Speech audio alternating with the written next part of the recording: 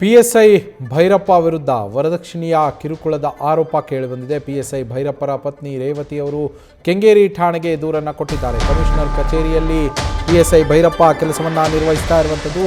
Commissioner ಕಚೇರಿಯಲ್ಲಿ ಕರ್ತವ್ಯದಲ್ಲಿರುವಂತಹ PSI ವಿರುದ್ಧ ಅವರ ಪತ್ನಿಯೇ ಈಗ ವರದಕ್ಷಿಣೆ ಕಿರುಕುಳವನ್ನು ಕೊಡ್ತಾ ಇದ್ದಾರೆ ಅಂತ ಹೇಳಿ ಆರೋಪವನ್ನು ಮಾಡಿದ್ದಾರೆ. ಸೈಟ್ ಬೇಕು, ಮನೆ ಕೊಟ್ಟಿಲ್ಲ ಅಂತ ಹೇಳೆಲ್ಲ ಅವಾಚ್ಯ ಶಬ್ದಗಳಿಂದ ನಿಂದನೆ ಮಾಡ್ತಾರೆ.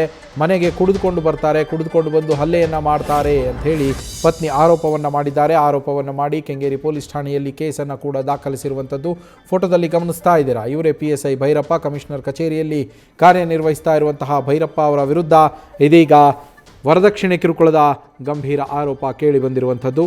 ಅವರ ಪತ್ನಿಯೇ ದೂರನ್ನು ದಾಖಲು ಮಾಡಿದ್ದಾರೆ. ಕೆಂಗೇರಿ ಪೊಲೀಸ್ ಠಾಣೆಯಲ್ಲಿ ದೂರು ದಾಖಲಿಸಲಾಗಿದೆ.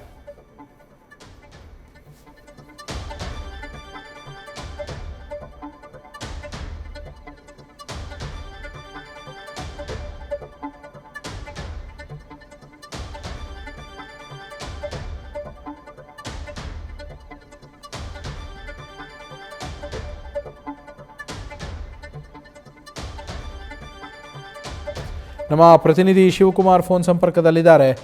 ಶಿವು, ಪಿಎಸ್ಐ ಕರ್ತವ್ಯ ನಿರ್ವಹಿಸ್ತಾ ಇರುವಂಥದ್ದು ಕಮಿಷನರ್ ಕಚೇರಿಯಲ್ಲಿ. ಅವರ ವಿರುದ್ಧ ಈಗ ಗಂಭೀರವಾದಂತಹ ಆರೋಪವನ್ನು ಅವರ ಪತ್ನಿ ಮಾಡ್ತಾ ಇದ್ದಾರೆ. ವರದಕ್ಷಿಣೆ ಕಿರುಕುಳದ ಆರೋಪ. ದೂರು ದಾಖಲಾಗಿದೆ ಅಂತೇಳಿ ಮಾಹಿತಿ ಇದೆ. ಪಿಎಸ್ಐ ವಿರುದ್ಧ ಯಾವುದಾದ್ರೂ ಕ್ರಮ ಕೈಗೊಳ್ಳಲಾಗಿದೆಯಾ ಶಿವು? ನವೀನ್, ಸದ್ಯ ಘಟನೆಗೆ ಸಂಬಂಧಪಟ್ಟಂತೆ ಪಿಎಸ್ಐ ಭೈರಪ್ಪ ಪತ್ನಿ ರೇವತಿ ಅವರು ಕೆಂಗೇರಿ ಪೊಲೀಸ್ ಠಾಣೆಗೆ ದೂರನ್ನು ಕೊಟ್ಟಿರುವಂತದ್ದು.